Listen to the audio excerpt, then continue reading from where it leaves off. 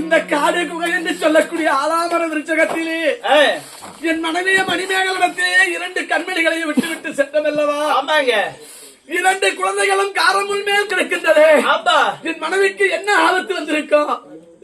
அந்த சண்டால சதிக்கார அயனாகி விரும்பி அவனுக்கு நான் என்ன தீவனை செய்தாரோ ஆண்டவா!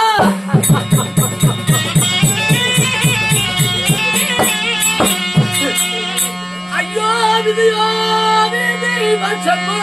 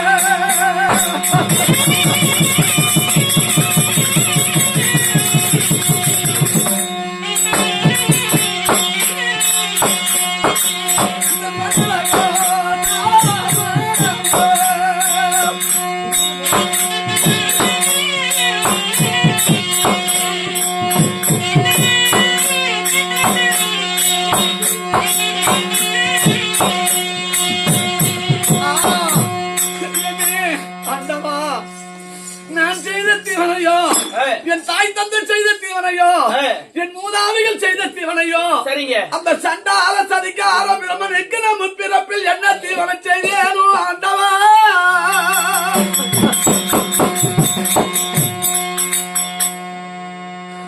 புத்திர சந்தானம் இல்லாமல் சில காலம் மணிமேகலை கல்யாணம் செய்து குழந்தை பாக்கியம் இல்லாமல் அந்த பழனி மலை சென்று கடமையாக தலம் இருந்து பழனி முருகனிடத்திலே பாலமரம் வாங்கி வந்து 2 குழந்தையை பெற்று இப்படி காரமுள் மேல் கிடைக்கின்றது 2 குழந்தையும்.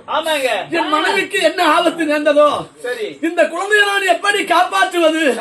இரும் பால்மனம் மாறாமல் குழந்தையாச்சு. நானா பிறந்த அப்பமார்களே, பெண்ணா பிறந்த தாய்மார்களே, இது நான் செய்த தீவனையோ என் மூதாவி செய்த தீவனையோ தெரியவில்லை. இப்படி குழந்தைக்கு யாரு ஒருவர் இருக்கும்? இப்படி குழந்தை பிறந்தவுடனே தாய்க்கு ஒரு இன்னல் வரக்கூடாது. எப்படி என்றால் மாற்றாண்டாயி கொடுமை என்று சொல்லக்கூடிய நாடகத்திலே இப்படி 2 குழந்தையை வைத்து மணிமாலனாகப்பட்டவன் அழுகும்படி விதியாகிவிட்டது. இந்த குழந்தைக்கு பால்மனம் மாறாமல் குழந்தை, இந்த குழந்தைக்கு பால் வாங்கி ஊற்றி வளர்த்தி என்று இந்த குழந்தைக்கு பெயர் சூட்ட வேண்டும். விதி வந்தால் மதியால் வெல்லலாம் என்று சொல்வார்கள். மதியால் வென்றவர்கள் உலகத்தில் ஒருவரும் இல்லை. உடனே மகேந்திராவில் பட்டணம் தேடி போகலாம் அல்லவா? மகேந்திராபுரிய தேடி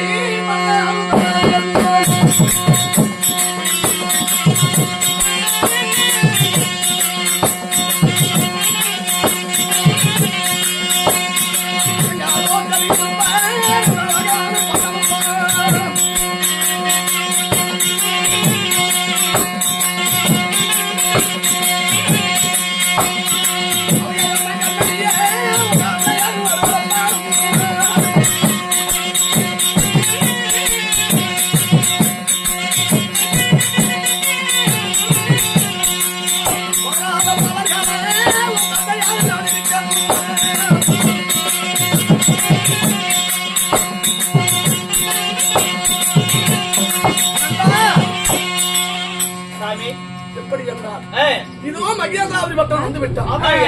இந்த ஆண் குழந்தைக்கோ 5 வயது ஆகிவிட்டது. பெண் குழந்தைக்கும் 5 வயது ஆகிவிட்டது. இந்த குழந்தைக்கோ காரமுள் மேல் பிறந்ததினால் காந்தசீலன் என்று பெயர் சூட்டுகிறேன்.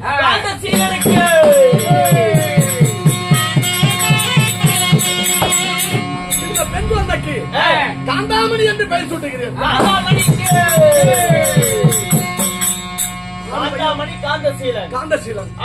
காந்தசீலன் காந்தாமணி இருவரையும் பாடசாலையில் வைக்க வேண்டும்.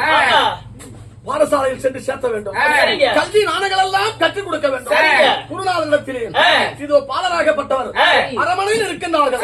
தந்தையாகிய மணிமாலராஜன் அழைத்தார் என்று சீக்கிரமாக என் கண்மணி ஆகிய காந்தசேலனை ஓடி அழைத்து வருவாய்.